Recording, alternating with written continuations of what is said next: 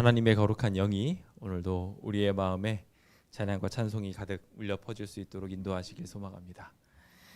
지금 이 안식일 시간은 아마도 주님께서 구원하신 것과 이 세상을 창조하신 것으로 인하여 온 우주는 떠들썩하고 또 찬양하고 있으리라 생각합니다. 우리가 그 소리를 못 들을 뿐이지, 우리가 그것을 충만하게 생각하지 못할 뿐이지, 사실 보이지 않는 곳에서는 더 큰 하나님께 영광 돌리는 시간대가 바로 이 시간대가 아닌가 생각해 보게 됩니다. 오늘 우리가 그 음성과 그 찬양을 함께 듣고 보게 되길 소망합니다. 우리의 눈이 떠져서 엘리사의 종과 같이 보아야 할 것을 보게 되고, 우리의 귀가 세미한 것을 잘 들을 수 있도록 준비되어서 엘리야와 같이 큰 폭풍 뒤에 있는 세미한 주님의 음성도 구별해낼 수 있게 되기를 소망합니다. 오늘 그 일들을 위하여 우리의 마음을 잠잠히, 우리의 생각을 잠잠히, 우리 입술을 잠잠히 하게 되는 귀한 날 되시길 간절히 바랍니다. 오늘은 누가복음 2장 8절에서부터 20절에 있는 본문을 두고 주의 오심을 기다리는 비결이라는 제목을 가지고 그리스도를 영접하기 위한 또 하나의 발걸음을 함께 나눠보도록 하겠습니다. 오늘은 바로 그 유명한 목자들의 예수 그리스도의 방문 이야기가 오늘 본문이라고 생각하시면 되겠습니다. 먼저 누가복음 12장 36절에 있는 말씀 함께 읽어볼까요? 시작. 너희는 마치 그 주인이 혼인집에서 돌아와 문을 두드리면 곧 열어주려고 기다리는 사람과 같이 되라. 자, 여기 주님께서 우리한테 부탁하는 이 말씀을 딱 생각하면 뭐가 떠오르나요? 열처녀의 비유가 아마 떠오르시리라 생각합니다. 이제 신랑이 오는데 그 신랑이 오는 것을 환영하기 위해 불빛을 환하게 들여 그것을 축하하고 축복하는 그 기다림의 이야기에 오늘 우리가 슬기로운 사람이 되어야 할 것 같습니다. 여기 누가복음 12장에 등장하고 있는 이 기다리는 사람에게는 성령의 기름이나 이런 구체적인 이야기들이 등장하지는 않습니다만 아주 중요한 한 가지 키워드가 등장합니다. 그 주인이 혼인집에서 이제 돌아와서 문을 두드리면 그냥 열어주라고가 아니라 곧 열어주려고, 그 열어주기 위하여 뭐 하는 사람? 기다리는 사람이 되라고 말하고 있어요. 제가 가끔 전도지를 돌리려고 예전에 돌아다니면, 요즘엔 코로나 때문에 못하지만 전도지 돌리려고 이렇게 딱 각 가정을 방문할 때마다 어떤 아파트는 지나가면은 하면서 개가 달려듭니다. 얼마나 빠르게 오는지 아직 문도 아직 안 두드리는 것 같은데 개가 벌써 알고서 이렇게 딱 준비하는 모습을 보게 돼요. 제가 그런 모습을 보면서 이 개는 도대체 평소에 게으른 것처럼 항상 있다가 어떻게 누군가가 오면 이렇게 제일 빨리 와가지고 할까라는 생각을 해보게 됩니다. 그러면서 동시에 우리가 예수님을 준비하는 마음, 그리고 사단이 왔을 때 그것을 경계하는 마음이 이와 같이 민첩하다면 얼마나 좋을까라는 생각을 해보게 됩니다. 우리의 삶이 마치 냄비 속에 들어가 있는 개구리가 되어 있어서 천천히 세상이 덮여지고 있는데 그것도 모른 채 그냥 그곳에서 마냥 헤엄치다가 삶아서 죽어져 버리고 있지는 않나 생각을 하며, 주님이 부르시면 뛰쳐나갈 준비가 돼 있어야 되는데 뜨뜻하니 좋다 이러다가 세상과 똑같이 되어버리는 것은 아닌가 걱정이 되기도 하고요. 오늘 우리가 주님을 기다리는 사람이 되었으면 좋겠습니다. 그래서 주님이 올 때 그것을 바로 환영하는 주의 백성 되었으면 좋겠습니다. 그래서 여기 이사야서 30장 18절에 보면은 여호와께서도 기다리신다고 말하고 있습니다. 그렇죠? 주님께서도 기다리셔요. 그래서 이는 너희에게 은혜를 베풀기 위해서 주님이 기다리신대요. 주님도 지금 우리를 기다리고 계신 거예요. 문 밖에 서서 기다린다고 했어요. 그래서 주님이 오신 것을 우리가 알면 열면 어떻게 된다고? 서로 먹고 마시며 주님으로 말미암아 서로 함께 있게 되는, 복을 누리게 되는 일들이 가능해집니다. 긍휼의 여김도 받게 되고, 정의의 하나님이 우리의 안에 있는 모든 불의들을 깨끗하게 하시고 잘못된 모든 상황들을 돌이키게 하시는 일들을 만들어줄 거라 생각합니다. 그 일들을 위하여 여호와께서도 기다린다고 말입니다. 그러면서 말하기를 그를 기다리는 자마다 또 복이 있다고 말합니다. 우리도 기다려야 된다는 거예요. 주님이 언제 오실지. 저희는 그래서 날짜를 셀 때 일요일, 월요일, 화요일 이렇게 세지 않습니다. 우리는 그렇게 세면 안 됩니다. 물론 남들한테 말할 때 그렇게 말하지만 우리는 첫째 날, 둘째 날, 셋째 날 이렇게 하면서 일곱째 날을 헤아리죠. 그러다가 금요일이 되면 뭐라고 말합니까? 네, 그냥 단순히 여섯째 날이라고 하지 않고 예비일이라고 말을 하죠. 이제 주님이 곧 우리에게 안식을 주실 날이 다가왔으니 우리가 그것을 준비하여 정말 안식일에는 다 내려놓고 쉴 수 있도록 우리가 기다려야 한다고 생각하고 계획하고 그렇게 실천하면서 살아야 한다는 것입니다. 오늘 우리가 그렇게 준비하는 삶을 매일 안식일을 준비하듯 살아가게 된다면 예수님께서 오시는 그날도 온전하게 준비할 수 있게 되지 않을까요? 오늘 우리가 그렇게 온전히 준비되어 있는 사람 되기 위한 비결을 오늘 어떻게 보면 대단한 사람도 아닙니다. 아주 부족한 사람의 이야기를 통하여 함께 은혜를 나눠보려고 합니다. 주님의 오심을 기다리는 사람은 특별한 사람들이 아니었습니다. 위기 속에서 어려웠을 때 진짜 문제를 해결하는 사람은 다른 특별한 능력 있는 자들이 아니었습니다.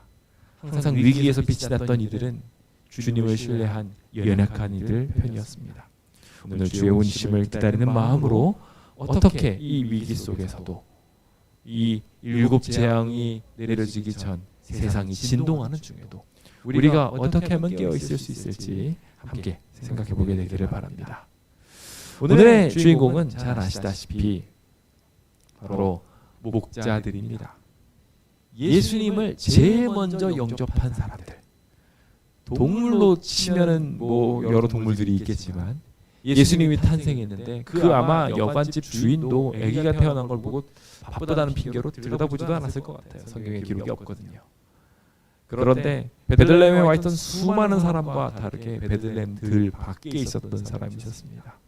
예수님을 경배하기에 굉장히 가까운 위치에 있었던 사람들도 예수님을 아무도 찾지 않고 있었을 때 이상하다. 왜 마국간에서 아기 소리가 나지? 하면서 들여다볼 생각조차 하고 있지 않을 때 저기 멀리 들판에 있는 목자들이 남들은 오히려 경시되어져서 이 사람들은 가장 천한 일들을 하는 사람 중에 하나다라고 생각되고 있는 이 사람들에게 하나님을 만날 수 있는 예수님을 영접할 수 있는 최고의 기회가 주어졌다는 것은 새삼스러운 일이 아닌가 생각해 보게 됩니다. 그들이 왜 예수님을 제일 먼저 영접할 수 있었을까요? 그들에게 어떠한 특별한 비결이 있었을까요? 오늘 그 비결을 함께 생각해 보기 원합니다. 먼저 첫 번째로 제가 제안 드리는 목자의 비결은 깊은 관심과 주의라는 것입니다. 잠언 16장 20절입니다. 함께 읽어볼까요? 시작. 삼가 말씀에 주의하는 자는 좋은 것을 얻나니 여호와를 의지하는 자는 복이 있느니라. 여기 잠언은 우리에게 분명하게 말하면서 여호와를 의지하는 것의 방법을 특이한 방법으로 이제 똑같이 유대 특성상, 유대 문학의 특성상 두 가지를 같은 거를 두 번 반복하면서 설명하잖아요. 그래서 여호와를 의지하는 것을 앞서 뭐라고 설명했냐면 말씀에 주의하는 것을 바로 이 하나님한테 이제 의지하는 것, 하나님을 의지하는 것이 바로 이러한 것이라고 설명하고 있습니다. 주님의 좋은 것, 주님의 복을 받는 사람들은 여호와를 의지하는, 즉 여호와의 말씀에 주의를 기울이는 사람이라는 것입니다. 그 말씀과 주님이 어떠한 생각들로 어떠한 계획들로 우리를 인도하시려고 하는지 우리가 자꾸 귀를 기울여야 되는 거예요. 그래서 성경에서는 계속해서 일곱 교회들에 대한 이야기를 쭉 이야기하면서도 뭐라고 이야기하나요?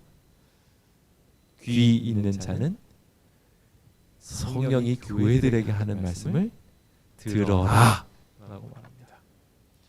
우리가 주님의 음성을 계속 들을 필요가 있어요. 주님이 우리한테 하시는 생각과 계획들이 분명하게 있습니다. 그래서 우리한테 바라시는 게 있어서 우리 마음속에 계속 생각나게 하세요. 아, 이런 부분에서 내가 잘못했구나, 순종했구나 라는 생각이 들게 말입니다. 너무 바쁘면 그 음성이 들릴까요? 너무 화려하고 시끄러운 곳에 가 있으면 그 음성이 우리 안에 들릴까요? 저는 그렇지 않다고 생각합니다. 그런 곳에서 이런 음성을 들으려면 오히려 더 큰 세심한 주의가 필요합니다. 그래서 성경에서는 악이 있는 곳에 그 모양도 흉내내지 말라고 하며 가까이 가지 못하게 하는 것입니다. 부정한 곳으로 가지 않게 하는 주님의 큰 이유는 심지어 우리의 몸매도 부정한 음식들을 넣지 못하게 하는 이유는 우리 안에 깊은 관심과 주의가 계속해서 생성되어지려면 우리가 그러한 상태 속에 놓여져야 하는 것입니다. 그럴 때 비로소 주님이 우리 마음속에 말씀하시는 게 들리고 그것에 반응해서 움직일 수 있게 됩니다. 오늘 우리가 이와 같은 깊은 관심과 주의를 갖게 되기를 소망합니다. 이사야서 51장 4절에 보면 내 백성이여 내게 주의하라. 내 나라여 내게 귀를 기울이라. 이는 율법이 내게서부터 나갈 것임이라. 내가 내 공의를 만민의 빛으로 세우리라. 주님께서는 지금 우리에게 주님의 법을 말씀하고 싶으세요. 그래서 그 음성들을 성령의 통로인 우리의 양심의 소리들을 통하여 떠올리고 기억나게 그리고 순종할 수 있게 말씀하고 계십니다. 그런데 우리가 주의를 기울이지 않고 귀를 기울이지 않게 된다면 안타깝게도 주님께서 이루고자 하시는 율법의 성향들이 율법의 약속들이 우리 안에 일어나는 것들을 보지 못하게 되는 거예요. 그러다 보면 자연스럽게 어떤 현상이 생겨나게 되느냐? 예수님이 오시고 예수님이 우리한테 이렇게 살라고 권면하고 있을 때에도 그것을 내 생각과 내 계획과 주변에 있는 모든 환경들로 인하여 놓쳐버리게 되는 겁니다. 오늘 우리가 함께 살펴보게 될 이 본문의 배경도 마찬가지로 시끌벅적한 상황이었습니다. 이 시끌벅적한 상황에 대하여 우리가 잘 아시리라 생각합니다. 천하로 다 호적하라는 이야기에 다윗의 동네에 다윗 가문들이 다 모였습니다. 아시다시피 그 당시에 다윗 가문은 왕가의 가문이 되었어야 마땅함에도 왕가의 가문이 되지 못한 상황에 있는 사람들이었습니다. 지금으로 치면은 폐주, 즉 전쟁에서 졌거나 역성혁명으로 인해서 성이 바뀌어버린 왕조의 왕족들이 모이는 곳입니다. 베들레헴이 바로 그곳이었어요. 다윗의 족보와 계보를 따라서 사람들이 모여 있었고 거기에는 묘한 긴장감과 두려움이 있었습니다. 그들의 마을은 크지 않았는데 그들의 백성들은 굉장히 많았고 그들의 세력이 굉장히 커진 만큼 그들의 마음속에도 두 가지 복잡한 마음들이 있었는데 하나는 이 땅의 왕조를 잃어버린 것들에 대한 걱정과 두려움이었고 나머지 하나는 지금 있는 이 세상의 왕조들에 인해서 지금 모여있는 이 수많은 사람들에 대한 위협과 두려움이 아마 마음속에 자리 잡지 않았을까 생각해 보게 됩니다. 여기 베들레헴에 있었던 목동들도 어쩌면 다윗 가문의 출신이었던 목동이었을지 모르겠습니다. 각 사람들이 모여가지고 그곳에서 다들 다윗 가문의 오래된 사람들을 만나면서 암흑에 잘 있었냐고 인사하고 그러면서 쉬쉬하고 조심하고 있었을 때에 여기 있었던 사람들의 관심은 주변에 있었던 위협에도 가 있지 않았고 혹은 내가 알고 있었던 암흑의 사람을 만나기 위한 데도 관심이 가 있지 않았고 목동들의 관심은 다른 데가 있었습니다. 바로 하나님의 약속에 대한 관심이었습니다. 누가복음 2장 4절에서 7절 오늘의 본문에 약간 앞서 있는 이야기를 볼까요? 그래서 나타난 현상에 대해서 보겠습니다. 유대를 향하여 베들레헴이라고 하는 다윗의 동네로 약혼한 마리아와 함께 요셉이 가게 됩니다. 그리고 거기에 아이가 잉태된 채로 도착을 했죠. 하나님께서는 분명히 이러한 잉태된 여인들에 대한 규정들을 분명히 성경을 통하여 주면서 그 해산할 날이 이르기까지 정결과 부정에 대한 법칙들을 지키도록 하셨습니다. 정상적인 유대인이라면 여기 있는 임산부를 보고 이렇게 홀대할 수 없습니다. 오히려 좋은 자리를 주어야 마땅했습니다. 게다가 여기 있는 상황 속에 굉장히 중요한 또 한 가지 분위기가 있었는데 무슨 분위기였냐면 시대소망 43페이지에서 44페이지에 나온 것처럼 제사장 사가랴가 봉사하면서 그리스도의 강림에 대한 예언을 받은 거예요. 시기가 이르렀고 이제 곧 예수님이 탄생하게 될 것이라는 그 기별을 받았습니다. 그리고 그것이 거기서 끝나지 않고 그것이 이적과 예언을 이루는 것을 통하여 분명하게 이루어졌어요. 그게 지금 이루어진 시점이 바로 이 예수님의 출생을 앞두고 있는 상황입니다. 아시다시피 그가 탄생하고 난 다음 이름을 쓰면서 비로소 입이 터졌습니다. 그렇죠? 그래서 입이 터지면서 그의 이름은 요한이라고 쓴 것에 이후에 그가 찬양하는 모습을 보고 정말 메시아가 오는구나 라는 것에 대하여 수많은 사람들이 느끼고 알게 되었던 사건이 지금 예수님의 탄생 시기와 맞물려져 있었다는 거예요. 굉장히 흡사한 시기에 이 이야기가 있었고 그 이야기가 삽시간의 소문에 퍼지고 있었으며 그렇다면 어디가 주목받아야 정상이에요? 베들레헴이 주목받아야 정상이에요. 지금 베들레헴에 이제 곧 메시아가 탄생할 것에 대하여 침례 요한의 이야기를 통하여 분명하게 드러났어요. 그러면은 이제 예수님 모시겠구나 하고 영접해야 될까요? 아니면 영접해야 될까요? 영접해야 정상이에요. 임산부가 오면 임산부 특별대우. 여긴 임산부 좌석입니다. 그래서 아주 다양한 방법으로 여기 다윗 가문들이 다 모이게까지 하셨잖아요. 지금 이 중에 분명히 예수님이 탄생한다는 거예요. 그리스도가 탄생한다는 게 명확해진 상황이니 어떻게 해야 되겠어요? 그런데 문제는 그의 출생에 대한 그의 사명에 대한 놀라운 의미가 널리 퍼져 있었다고 예언하신 영감의 말씀이 분명히 말하고 있는데 그러나 예루살렘은 그들의 구속주를 환영하기 위하여 준비하고 있지 않았어요. 그들의 관심사는 뭐였냐면 호정령에만 관심이 있었어요. 세금 어떻게 하면 내게 될까 내지 말아야 될까 등등부터 시작해서 그런 논란이 나나 정신이 없었던 거예요. 다윗의 가문은 괜히 걱정하고 두려워하면서 자기가 죽지는 않을까 생각하고 있었을지 모르겠고요. 굉장히 폐쇄적으로 들어가서 사실 이스라엘에게 있어서 남들이 와서 자기 집에 머무는 것은 굉장히 흔한 일이었습니다. 특히 임산부가 왔는데 아무리 여관이라고 하지만 주인이 자기의 집을 양보하거나 혹은 같이 있자고 하는 것이 굉장히 당연한 영접 방식이었다는 거예요. 아브라함이 하고 있는 영접 방식이었으니까. 그러니까 그게 충분히 가능했는데 왜 우리 집이 없다고 말했을까요? 그들의 마음에는 다른 걱정들로 다른 이득들로 가득 차 있었던 거예요. 그래서 이 행색이 초라해 보이는 이 사람들을 보고 전혀 맞이할 준비가 되어 있지 않았던 것입니다. 오늘 우리의 마음도 마찬가지로 이 세상에 복잡한 많은 일들로 인해 번잡해 있습니다. 코로나들로 인해서 막 재개발로 인해서 그런 걸로 막 정신없이 바쁩니다. 게다가 그것만으로 끝이 아니라 자기 생업으로 인해서도 정신이 없어요. 이것도 해야 되고 저것도 해야 되고 막 정신없고 주변 인간관계까지 챙기려니까 너무 바빠가지고 전 주님한테 주의를 기울일 시간이 없습니다. 어쩌면 지금 우리도 남은 자손의 일원으로 모여 있으면서 똑같이 이렇게 예수님을 맞이할 준비가 안 돼 있을지도 모르겠다는 생각이 듭니다. 시기가 정말 가까우고 있는데 우리는 이 모든 발표와 모든 시기의 징조에 대해서 알고 있으면서도 예수님을 맞이할 공간을 전혀 마련하지 않은 거예요. 만약에 예수님께서 이렇게 오신다는 것을 명확하게 알았다면 어떻게 했을까요? 베들레헴 동네에 제대로 된 길이 깔렸어요. 정상이에요. 임산부 특별 우대뿐만 아니라 군데군데마다 예수님을 영접할 수 있는 공간들을 만들었어요. 정상이에요. 근데 우리 안에는 그게 준비되어 있나요? 주님이 우리 안에 역사하실 수 있도록 우리가 이 마지막 때를 끝낼 수 있는 준비가 되도록 우리가 얼마나 예비되어 있는지 현재 우리의 모습을 뒤돌아보게 됩니다. 여기 그래서 수많은 사람들이 예수님을 맞이할 준비가 안 되고 그냥 가만히 있었을 때 한 무리가 있었습니다.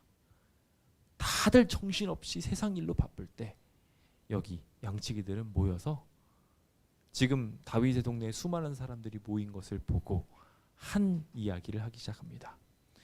바로 다윗이 양을 쳤던 그곳이었다고 이언의 신을 말하고 있어요. 그곳에서 다윗이 양을 쳤고 메시아에 대한 기별들을 받았었습니다.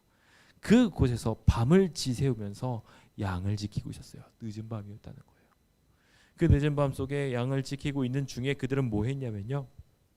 그들은 고요한 시간에 세상으로 인해서 번잡한 그 시간이 아니라 아주 깊은 밤 그때 약속된 구주에 대하여 서로 얘기했다고 기록하고 있습니다. 그들의 관심이 구주에게 기울었습니다. 천사들이 예수님께서 탄생하신 모습을 보고서 영접하기 위하여 왔는데 아무도 영접하지 않는 것을 보고 의아했다고 영감의 말씀은 기록되어 있어요. 그런데 여기 준비되어 있는 사람이 딱 하나 있었는데 그건 누구였냐면 예수 그리스도가 오시는 것에 대하여 이야기 나누고 있는 사람들이었던 거예요. 우리 입술에는 얼마나 많이 주님의 오심에 대하여 말하고 있는지요. 주님 오십니다. 재림합니다. 준비합시다. 이런 얘기를 하면서 우리의 마음속에 재림 준비에 대한 이야기들이 계속 떠오르고 생각되고 준비되어져야 되는데 이런 구호조차 입에 잘 안 붙을 정도로 우리가 굉장히 멀리 살아왔다는 생각이 들어요. 주의 사자가 곁에 섭니다. 주의 영광이 두루 비춥니다.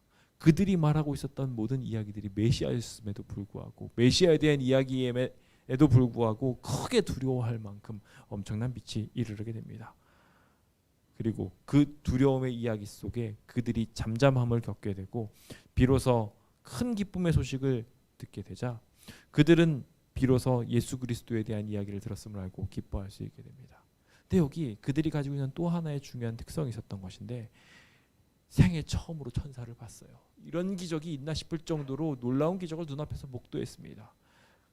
여기 천사가 그 두려움을 진정시킬 만큼 기다려줬다고 하지만 그는 그 음성을 듣고 나서 메시아의 메시지를 들을 만큼 주의와 관심이 있었던 이였습니다.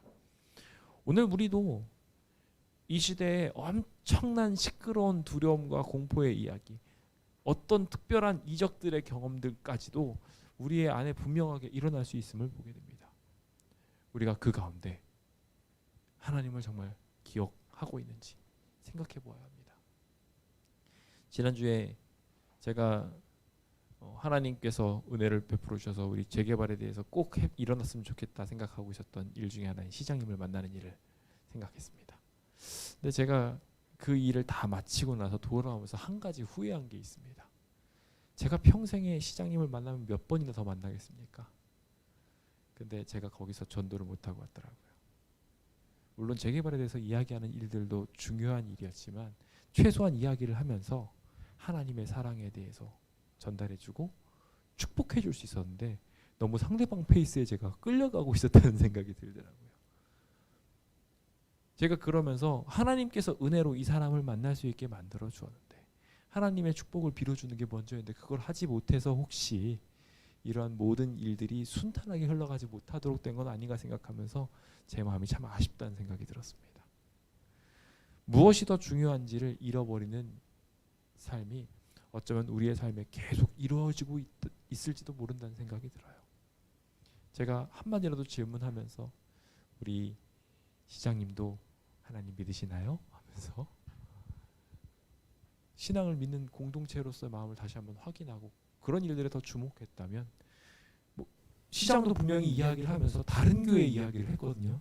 그래서 저쪽 은평교회에 있는 어떤 교회를 이야기해가면서 그 교회에 있는 어떤 목사님 이야기를 하며 거기도 참 어렵게 되었었죠. 그래서 이야기를 했던 것으로 보아 그분도 신앙을 할 것 같기도 한데 제가 그 이야기들을 어떻게 조금 더 잘 이끌어갔으면 더 큰 깊은 이해로 초청할 수 있었는데 제가 다른 큰 일들에 내가 생각하고 있는 다른 계획들에 더 많이 관심을 갖고 있는 바람에 하나님 안에서 같은 등불을 보고 있다는 것을 그들에게 비춰줘야 될 더 많은 빛들이 있다는 것을 제가 잊어버리고 저희가 안식일에 대한 기별은 전하되 성경상 안식일에 대해서 말하면서도 우리가 예배를 잘 드려야 되니까 그 공간 달라고 우리가 교회에 없어지고 나면 우리 안식일 못 지키게 된다고 하는 대로 그냥 안식일 설명을 끝내버리게 된 것을 보고 제가 후회하게 됐습니다.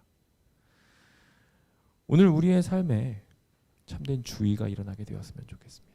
항상 깨어있고 준비되어 있어서 예수 그리스도에 대한 기별을 전할 수 있게 되는 그래서 주님에 대한 이야기들을 서로 나누게 되므로 천사를 영접하게 되고 어떠한 놀라운 기적 속에서도 주님이 정말 놀랍게 사람을 만나게 해준 거잖아요. 그런 상황에서 당황하지 않고 주님의 메시지를 듣고 또한 전할 수 있게 되는 그러한 사람들로 우리 주님께서 도와주셨으면 좋겠다는 생각이 듭니다.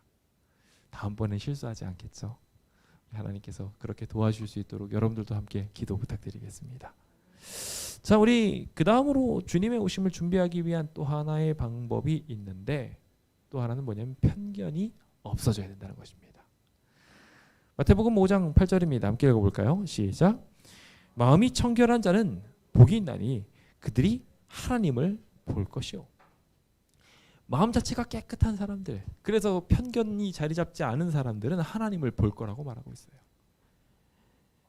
외모로 판단하지 말고 공의로 판단하라고 요한복음 7장은 우리에게 말하고 있고, 마찬가지로 외모로 사람을 보지 말고 뇌물도 받지 말아라 라고 이야기하면 신명기 16장도 분명하게 말합니다. 즉 편견 없는 시선이 우리에게 분명하게 있어야 그 가운데 있는 진정한 의미들을 발견할 수 있는 거예요. 주님께서는 우리 안에 중심에 있는 각 사람들의 가치들을 설명하시면서 너희 중에 있는 지극히 작은 자가 곧 내가 있다 라고 이야기해 주시기도 하셨어요. 그건 우리가 주위에서 편견 없는 시선으로 바라보게 되면 심지어 완악하고 죄인이 된 자들까지도 주님께서 죄인을 위하여 오셨지 의인을 위하여 오신 것이 아니구나 생각하면서 힘들고 어려운 상대, 불편하고 더러운 죄인들을 만날 때에도 그들을 바라보면서 편견 없이 대하고 오히려 주님을 대하듯이 대할 수 있게 되는 일이 비로소 일어나지 않을까 생각합니다. 주님을 만나는 데에는 이러한 마음가짐이 필요했습니다. 베들레헴에 있는 수많은 사람들이 왜 예수님을 영접하지 않았을까요? 예수님께서 만약에 사두 마차를 끌고 와가지고 쫙 들고 와서 거대한 곳에 딱 들어와가지고 임선한 거 다 그렇게 티내면서 딱 들어왔으면 아마 수많은 사람들이 하면서 어쩌면 왔을지도 몰라요. 경배받을 만한 위치의 주님께서는 그러한 모습으로 나타나지 않으셨어요. 어떠한 이라도 와서 축하할 수 있도록 가장 낮은 자리를 취하신 거죠. 오히려 우리를 위하여 그 낮은 자리를 취하신 거였습니다. 그런데 사람들의 눈에는 편견이 가득했어요. 우리를 다 만나기 위하여 오신 주님의 모습을 지워버리고 자기의 편견으로 생각해서 저 사람은 도대체 왜 저렇게 남루한 옷을 입었을까? 먼 여행은 생각하지 않고 고단한 모든 순간들은 생각하지 않고 오히려 저 사람들은 냄새나고 더러우니 마구간에나 지나게 해야겠다. 어쩌면 우리의 마음도 이와 비슷하지 않을까 걱정이 됩니다. 그러므로 우리의 마음이 청결해지게 되길 소망합니다. 예수님을 볼 수 있는 사람이 되기 위해서는 이와 같은 자세가 필요합니다. 저에게 누가복음 2장에 대하여 시대의 소망은 이렇게 정리를 하면서 너희가 강보에 싸서 구유에 놓이는 아이를 보리니 이것이 너희에게 표적이 될 것이다 라고 설명하는 천사의 이야기가 등장합니다. 그것을 영감의 말씀이 설명하기를 목자들의 마음이 예수님이 오신다는 이야기로 와 하고 기뻐하고 있었는데, 그때 구주께서 이스라엘에 오신 것을 보고 승리를 연상시킨 것과 동시에 천사는 빈곤과 초라함 가운데 태어나신 그 구주를 그들이 알아볼 수 있도록 준비시켜야 됐다고 기록하고 있어요. 그들의 마음이 청결해지지 않으면, 그들의 마음이 편견이 사라지지 않으면 예수님을 보고도 아무런 영광을 돌리지 않게 되는, 오히려 의아함만 갖게 되는 이상한 상황이 생겨나게 되는 거예요. 그러한 잘못된 편견에 있다 보니 예수님이 우리를 위하여 십자가에 달려 돌아가시고 있는 중에도 그것을 보고 오히려 혐오하고 욕설을 내뱉는 많은 사람들이 생겨나게 된 것을 우리는 역사를 통하여 합니다. 우리의 편견 없는 눈이 지금 필요합니다. 그것을 가지고 쳐다보게 될 때 로마 백부장처럼 예수님을 보고 그는 진정 하나님의 아들이었다고 고백하게 될 것입니다. 오늘 우리의 눈에 껴있는 여러 문제점들은 도대체 어떠한 계획들로 채워져 있고 어떠한 생각들로 채워져 있는지요. 정말 우리는 하나님을 바라보면서 편견 없이 보고 있는지요. 오늘 주님을 영접하기 위하여 지극히 작은 자 한 사람을 영접하기 위하여, 더 나아가서 우리의 문을 두드리고 계신 주님의 그 귀한 음성을 영접하기 위하여, 예수님의 재림을 또한 영접하기 위하여 편견이 없어지는 시작하게 되시길 예수님의 이름으로 축원드립니다. 그는 외면받는 세상 속에 천사의 찬양을 듣게 됩니다. 천사의 찬양들의 특징이 여기서 우리가 조금 묵상해 보면 등장하는데, 생각을 해보시죠. 지금 예수님을 영접할 사람들을 두루두루 찾아다녔어요. 근데 아무도 없어요. 천사 같으면 어떠실 것 같아요? 여러분들 같으면 어떠실 것 같으세요? 자기 얘기가 나오는데 아무도 축하를 안 해줘요. 관심도 안 가져요. 그리고 마구간에다 쳐박았어요. 저 같으면 열불이 날 거예요. 그래서 다 진멸해버리고 싶은 생각이 들지도 모르겠어요. 지금 이 천사들 마음이 원래 그랬어야 정상일 것 같은데, 이 천사들은요, 여기 있는 몇몇 사람들과 예수님이 그곳에 탄생하신 걸 가지고 찬양을 부르고 있었어요. 그게 하늘의 특성이고 편견 없는 마음들의 특성입니다. 오늘 우리가 이와 같은 숨겨질 수 없는 거룩한 마음을 갖게 되기를 소망합니다. 이러한 모습을 보고 난 목동들은 자신이 이 양들을 치고 있는 사람들임을 잊었습니다. 자신이 지금 이들과 함께 있으므로 더러워진 상태라는 것도 잊었고 비천한 신세라는 것도 잊었습니다. 예수님을 만나러 가야 된다는 사명 아래 자기에 대한 편견도 지웠어요. 많은 사람들이 좀 더 준비된 상태에서 주님을 만나겠다고 늘 이야기합니다. 아니에요. 지금 있는 모습 이대로 나오는 게 최고입니다. 가장 많이 색안경을 끼고 있는 것 중에 하나는 남들을 향해서도 그렇지만 나 자신을 향해서도 색안경을 끼고 있는 경우가 정말 많습니다. 여기 목자들은 세상의 구주를 만나러 가는 것에 대하여 우리 눈으로 확인해야 되겠다고 말하고 가서 우리도 경배할 수 있을 거야 생각하고 나아갑니다. 그들의 손에는 어떠한 예물도 없었습니다. 온 우주의 창조주를 만나러 가는데도 불구하고 그가 가져갈 수 있는 게 아무것도 없었어요. 근데 그들은 만나러 갔습니다. 혹 우리의 마음속에도 이와 같은 편견이 자리 잡아서 나 자신이 주님께 나아가기에 부족하다고 생각하면서 그것을 미루고 계신 분들이 계시다면 그 편견도 지워버리게 되셨으면 좋겠습니다. 이제 우리 안에 마음의 편견이 다 지워진 상태로 정결이 이루어지게 되어서 상대를 바라볼 때에도 편견 없는 눈으로, 나를 바라볼 때에도 편견 없는 눈으로, 그래서 어디를 보든 주님을 만나게 되는 그런 주의 백성 되시길 간절히 바랍니다. 세 번째로 주의 오심을 준비하기 위한 조건이 있습니다. 무엇이냐면 그들의 삶이 변화되어져야 된다는 거예요. 요한복음 3장 3절입니다. 예수께서 대답하여 이르시되 진실로 진실로 내게 이르노니 사람이 거듭나지 아니하면 하나님 나라를 볼 수 없느니라. 하나님 나라를 영접하고 그 주님의 오심을 만나기 위해서는 분명히 필요한 게 있는데 거듭남입니다. 바뀌어야 돼요. 우리가 죄인인 상태 그대로는 예수님을 만날 수 없습니다. 천사들이 그들의 편견 없는 시선을 바꾸어 주었던 것처럼 우리에게도 마찬가지로 삶의 변화들이 이루어져서 그 시선에 부합한, 그들의 사상에 부합한, 그들의 바람에 합당한 모습으로 변화되어져야 한다는 것입니다. 그것이 아주 작은 것이라도 좋습니다. 그 작은 열쇠들이 주님을 만나게 하는 키워드가 될 거라 생각합니다. 일상처럼 평소처럼 계속 똑같은 삶을 살면서 내가 하고 있는 일은 전혀 바뀌고 있지 않은데 내가 주님을 만날 거라고 생각하신다면 오산 중에 그런 오산이 없습니다. 물론 항상 주님을 만나기 위하여 준비되신 분이라면 뭐 참 다행이겠지만 인간은 그렇지 않습니다. 끊임없이 죄로 무너져 갑니다. 그래서 우리는 물고기가 거슬러 올라가는 것처럼 끊임없이 움직여야 돼요. 그렇지 않고서는 제자리에 서 있는 것조차 할 수 없습니다. 그래서 우리는 끊임없이 삶의 변화가 필요해요. 오늘도 잘해야 돼요. 그 변화들을 매일 생각하며 주님 앞에 거듭나는 백성이 되어야 그 작은 변화들이 있어요. 주님을 영접할 수 있게 되는 것이죠. 여기 목자들은 자기의 신분을 바꿨습니다. 양을 치는 사람이 아니라 예수 그리스도를 영접하기 위한 사람이 되었죠. 예수의 제자들은 어땠습니까? 그들은 어부였습니다. 하지만 주님께서는 더 이상 물고기를 낚는 사람이 아니라 사람을 낚는 어부로 바꾸어 주었습니다. 그들의 인생이 변화였습니다. 오늘 우리의 삶에도 이와 같이 변화가 필요합니다. 16절입니다. 그들은 빨리 가서 예언되어 있는 것처럼 마리아와 요셉이 있는 그 마구간을 찾아 구유에 놓인 아기를 찾자 그리고 나서 보고 천사가 자기들에게 이야기했던 것들을 전하자라고 그들의 마음에 정하였습니다. 그는 그것을 실천했고 변하는 사람으로서 그 첫걸음을 내딛었습니다. 우리에게도 수많은 기회들이 주어집니다. 그래서 지금 우리가 평소에 하지 않았던 일들에 대하여 하나님으로부터 초청을 받습니다. 하나님을 만나 하나님께서 하라고 하신 소망들을 전달할 수 있는 기회들을 받는 것이지요.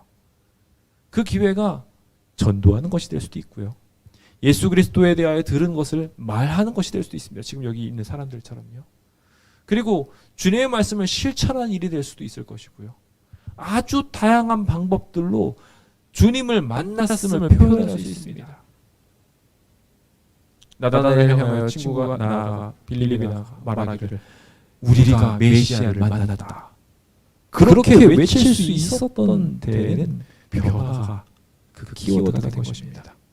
오늘 우리의 삶에도 이와 같은 숨겨질 수 없는 변화가 필요합니다. 그 변화로 인하여 예수 그리스도를 만났음을 증거하게 될 것이고 그것으로 말미암아 너희가 서로 사랑하면 내 제자인 줄 알리라 하신 그 역사가 이루어지게 될 것입니다. 저 사람은 하나님을 만난 사람, 그리고 저 사람은 하나님을 만날 사람이라는 것을 알게 될 것입니다. 오늘 그 일들로 우리의 삶이 변화되었음을 분명하게 증거하게 되기를 예수님의 이름으로 축원드립니다. 여기 누가복음 2장은 계속해서 마리아에 대하여 기록하는데요. 마리아에 대한 이야기를 보면서 다른 듣는 자들이 목자 이야기를 들었습니다. 여기 나온 것처럼 이 사람들은 다니면서 다 모든 사람들한테 예수님이 오신다고 말했어요. 그런데 그 사람들이 얼마나 쫓아왔는지는 모르겠지만 그 이야기를 들은 사람들이 놀랍게는 여겼다고 기록하고 있어요. 그런데 여기 19절에는 마리아도 분명히 놀랐을 텐데 다르게 기록되어 있는 것을 보게 됩니다. 마리아는 이 모든 말을 마음에 새기어 생각하니라. 굉장히 중요한 키워드입니다. 우리 안에 진정한 변화가 새겨져야 됩니다. 그냥 놀라는 것으로 끝나는 것이 아니라 와 좋다, 와 재밌다, 와 신난다로 끝나는 게 아니라 우리의 마음에 새겨져야 되는 거예요. 그래서 어떠한 특별한 예화를 듣고서 예화 재밌었어 이러고 끝나는 게 아니라 그 안에 있는 진짜 깊은 의미로 들어가야 돼요. 그래서 수많은 이야기들을 예수님께서 쫙 설명하셨어요. 들판에 있는 것들을 통하여 그들의 생업에 있는 것들을 통하여 쫙 말씀했을 때 그것들의 진정한 의미로 들어간 사람들은 복을 받았습니다. 하지만 그냥 와 재밌는 이야기네, 놀라운 이야기야 라고 이야기하고 끝난 사람들은 안타깝게도 거기서 더 나가지 못했습니다. 여기 목자들이 분명히 외치고 다녔음에도 불구하고 왜 예수님에 대한 이야기가 더 커지지 못했을까요? 아무리 헤롯 대왕이 2살 이하의 아이들을 싹 다 죽이라고 이야기했다고 하지만 왜 예수님에 대한 소식들이 그렇게 깜깜무소식으로 조용하게 다시 덮여버린 걸까요? 이것들이 우리의 마음에 새겨지지 않아서입니다. 매일 우리가 예배드리며 기도력을 통하여 이야기를 하지만 매주 예배를 드리기 위하여 모여 설교를 통하여 우리의 마음이 각성받지만 우리의 삶이 바뀌지 않는 것은 우리의 마음에 깊이 주님의 말씀이 아로새겨지지 않았기 때문입니다. 제가 때때로 어떤 변화된 분들을 만나서 그분과 계기에 대하여 물을 때가 있어요. 그래서 어떻게 이렇게 갑자기 180도 바뀌게 되셨어요? 라고 물어봤는데 제가 거기서 거의 대부분 느낀 거는요 뭐냐면은 별 이유 같지도 않은 이유예요. 대단한 이유가 아니에요. 그런데 그게 내 마음을 후려쳤다는 거예요. 그래서 내 마음속에 확 와닿음으로 인해서 그것으로 인해서 그 다음부터 삶이 변화했다고 기록하고 있습니다. 그들이 간증하는 이야기를 들어보면 거의 대부분 그래요. 중요한 건 말씀의 강도나 계기의 강도가 중요한 게 아니라 그것이 내 마음에 들어와서 어떠한 역사를 이루느냐가 더 중요한 것이라는 것이죠. 오늘 이 자리에 계신 모든 분들이 그러한 기적을 경험하게 되길 간절히 소망합니다. 여기 그것에 대하여 시대 소망은 말하기를 천사가 선포하는 소리를 듣던 날부터 마리아는 계속해가지고 예수가 메시아라는 모든 증거를 잊지 않고 있었다라고 기록하고 있어요. 그래서 그녀가 가나의 혼인잔치에서 첫 이적을 향한 믿음을 가지고 이 모든 일들을 외칠 수 있었던 것입니다. 오늘 우리의 삶에도 이와 같은 놀라운 변화가 마음속에서부터 일어나게 되기를 간절히 소망합니다. 여기 목자들은 마찬가지로 가서 이 모든 이야기들을 하고 나서 마국간의 실상이나 그냥 단순히 놀랍게만 여기는 그 모든 이야기들을 보고 실망하고 갈 수 있었음에도 불구하고 그들은 그 모든 이야기를 다 전달한 것을 가지고 나아가서 영광을 돌리고 찬송하며 나갔다고 말하고 있어요. 오늘 우리의 삶에도 이와 같이 비천한 곳을 보고도 연약한 어떠한 일이 이루어진 것을 보고도 그러한 변화를 경험할 수 있는 사람이 되어야 합니다. 시대소망 48페이지는 그 이야기를 보고 변화의 기점에 대하여 말하면서 여기 있었던 목자들과 같이 천사들을 만난다거나 뭐 그 찬양을 듣는다거나 예언을 듣는다거나 그런 이야기들에 초점을 두지 않고 지금 우리도 오늘날에도 똑같이 그 천사들의 노래를 듣던 때보다도 멀리 떨어진 상태가 아니라고 말하고 있어요. 지금도 우리가 충분히 변화할 수 있는 상황이 많다고 말하며 일반적인 직업이라든지 밭에서든지 그런 권고의 대상을 어디서든지 다 받았다고 말하며 우리도 그렇게 받을 수 있다는 거예요. 인생의 평범한 길을 걷는 중에도 우리를 향하여 주님께서 천국을 배설하시고 매우 가까이에서 그 천국을 만날 수 있게 하고 있다고 분명히 영감의 말씀은 우리한테 제안하고 있습니다. 우리에게 필요한 것은 어떠한 특별한 기적이 아니라 변화의 계기인 것입니다. 오늘 그 변화의 계기가 오늘 우리의 삶에 일어나게 되기를 예수님의 이름으로 축원드립니다. 저는 주님을 만나기 위한 비결들을 오늘 함께 살펴보았습니다. 우리는 정말 깊은 관심을 가지고 있나요? 아니면 우리의 눈이 편견이 없이 다 깨끗해지긴 했나요? 혹은 주님의 말씀을 듣고 변화의 계기를 찾아 아무리 미세한 것 속에서도 변화의 키워드를 발견하고 변화할 준비가 되어 있나요? 오늘 우리의 삶에 이 세 가지 축복들이 일어나게 되기를 예수님의 이름으로 축원드립니다. 우리는 주님을 만나야 될 사람들입니다. 그냥 이 땅에서 잘 먹고 잘 사는 것으로 끝이 아니라 예수 그리스도를 만나야 될 사람들입니다. 이 성전을 잃어버린다 하더라도 우리의 가옥들을 잃어버린다 할지라도 우리의 산속에 들어가서라도 예수님을 만나야 되는 사람들이 바로 저희들입니다. 우리가 지금 하고 있는 일이 정말 중요한 일이 아니라 우리가 예수님을 만나는 일이 정말 중요한 일이라는 것을 기억해야 합니다. 그 주의를 기울일 수 있도록 우리의 마음을 이제 하늘로 향합시다. 시대소망 44페이지는 이와 같은 무관심들이 이스라엘 땅에 편만했다고 기록하고 있어요.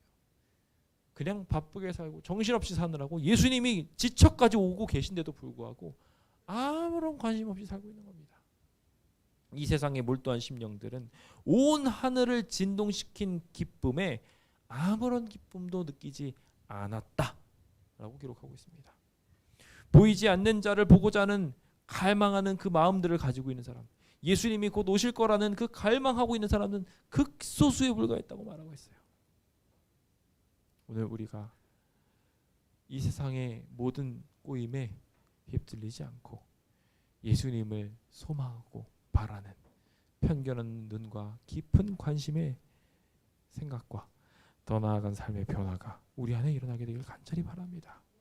부디 그 놀라운 기적이 우리 안에 일어나게 되어서 자기를 경외하는 자들에게 나타나시는 하나님, 기다리는 자에게, 구하는 영혼들에게 하나님이 함께 하신다고 약속하신 그 예레미야에게 3장 25절에 있는 귀한 약속들이 오늘 우리에게 분명하게 나타나게 되기를 간절히 소망합니다. 부디 그 기적이 일어나는 귀한 안식일 되시길 간절히 바라면서 오늘 모든 말씀을 마치도록 하겠습니다. 감사합니다.